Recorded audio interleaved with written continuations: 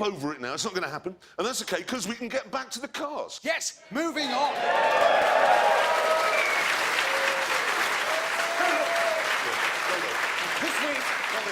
This week, we are trying to find out which of the new breed of hybrid hypercars is the best. Yes, on day one at the track in Portugal, we established that the McLaren P1 is a mentalist, that the Porsche 918 is very good milk float, and that the Ferrari can do nothing at all.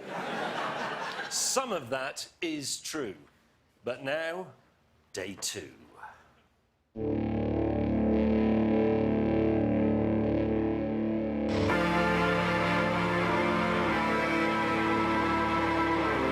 We began by lining up the three most exciting cars on the planet for the drag race of all drag races.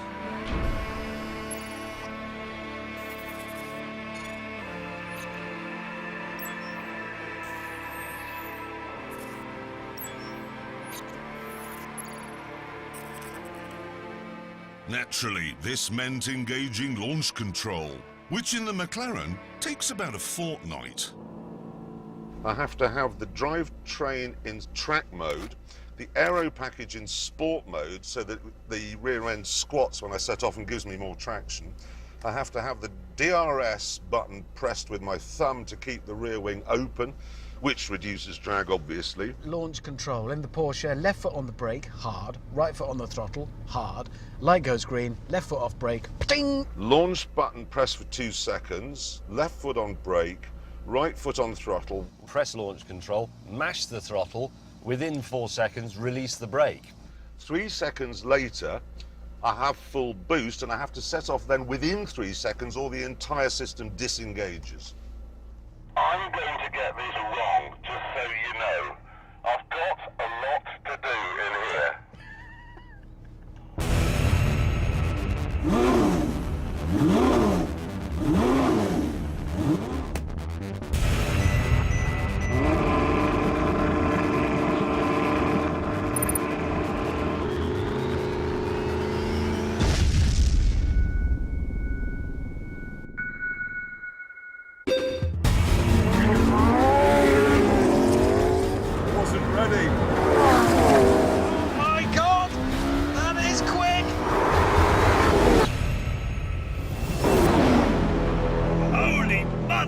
Did you see that? Mate, Jesus Christ, it's all over the place.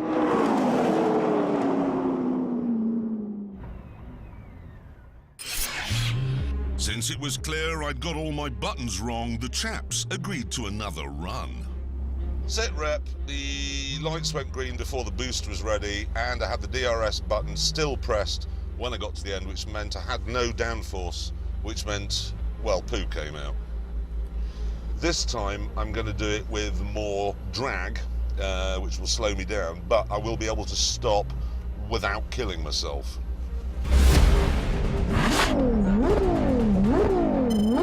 Curse system charged, right.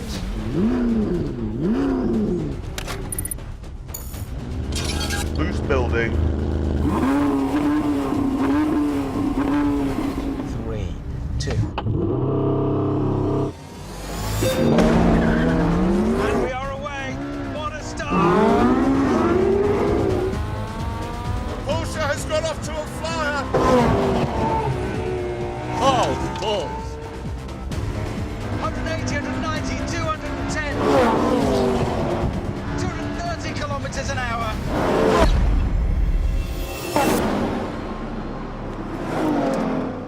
That wasn't very good. Because James had somehow messed up that time, and because this test was about the cars, we decided to go again.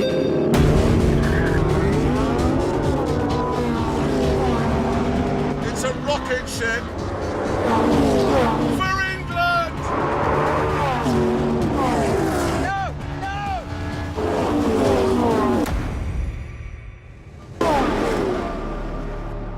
Okay, we have all three won this now. Determined to find a definitive 1, 2, 3 finishing order, we ran again.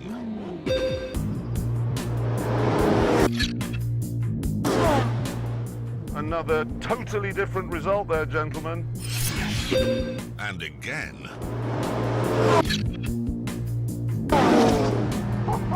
That's a different result again. And again.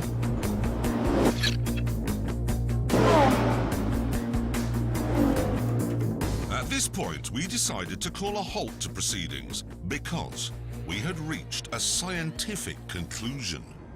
It turns out that it doesn't really matter which car you buy. It all depends on your shoes. Now, this is a Todd loafer, slightly worn to give a crisper jump off the brake pedal, and it's immediate. Now, this is a Converse. And I'm surprised there's more sponge in there than I thought. See, Adidas, they weren't thinking that through. See, as you lift your foot up, It's a millisecond. I know you've got KERS, I know you've got a 6.3-litre V12, and I know that launch control system's amazing, but it's all let down by the sponginess of the Adidas shoe. So they should sell you the car and the shoes. No, more than that. Have you got the correct shoes and have you worn them in? Exactly. Fresh shoes, Yeah. lads. I need to just run They around need the to be We need run to skid in. about. There we go. With that sorted, it was time to bring in a racing driver to see which of our cars could do the fastest lap. Our resident American said he wasn't interested because all three cars are probably communist. So instead, we went for a Belgian chap who's done Formula One and Formula E, Jerome D'Ambrosio.